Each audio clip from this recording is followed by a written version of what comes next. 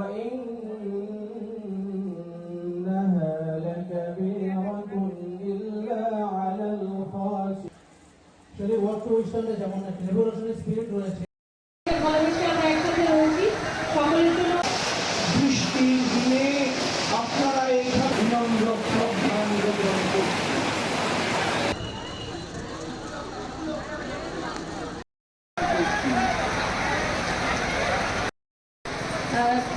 অধ্যাপক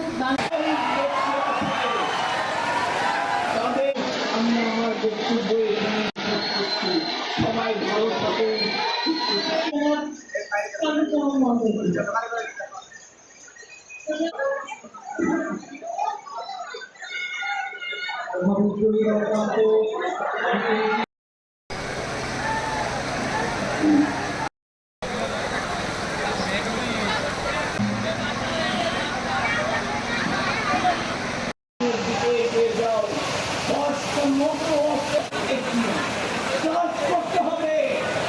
এরপরে কেন্দ্রণ করার জন্য অনুরোধ করছি জনাব মহিউদ্দিন অঞ্জন।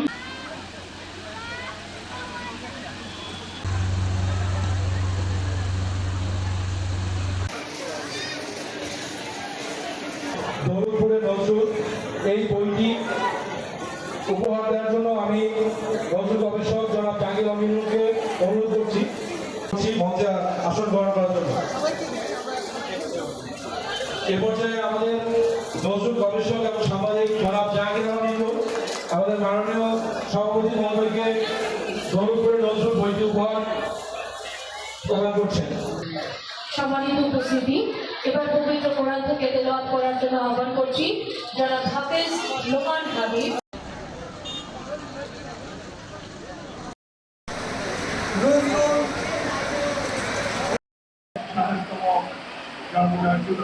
মূল্যবান ভাষণ প্রদানের জন্য অনুরোধ করছি সম্মানিত আজকের অনুষ্ঠানের সভাপতি করেছেন, বিয়ের পরে চলে গেছেন, তারপরের এবং আজকের অনুষ্ঠানে যিনি স্বাগত বক্তা মুজাফফর প্রথম নজরুলের এই দৌলতপুর অধ্যায়টি লিখেছেন এবং আলোচনায় এসেছেন, কিন্তু তিনি তার এই অধ্যায়কে এতভাবে নগ্নভাবে চিত্রিত করেছেন দৌলতপুরকে, নার্গিসকে এবং আমাদের তৎকালীন। আপনি একটু যদি ভাবেন, আমরা যদি আজ থেকে 103 বছর আগের কথা, এই গ্রামটির একটি বনিদি পরিবার, খাঁ পরিবার, আরেকটি বনিদি পরিবার মুন্সি পরিবার এবং একেবারে রক্ষণশীল মুসলিম পরিবার।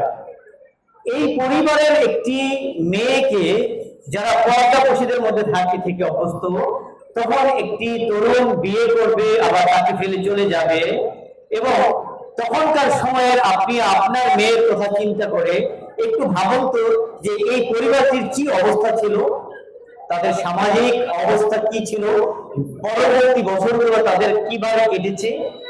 সঙ্গত কারণে কাজী নজরুল ইসলাম 1921 সালে যখন এখানে এসেছেন এবং বিয়ে করেছে, বিয়ের পরে চলে গেছে, তারপরে 17 বছর নার্গিস তার প্রিয়তম নজরুলের জন্য অপেক্ষা করেছেন এবং 1937 সালে অবশেষে তিনি কবি আজিজুল হাকিমের সাথে বিয়ে করতে বসছেন।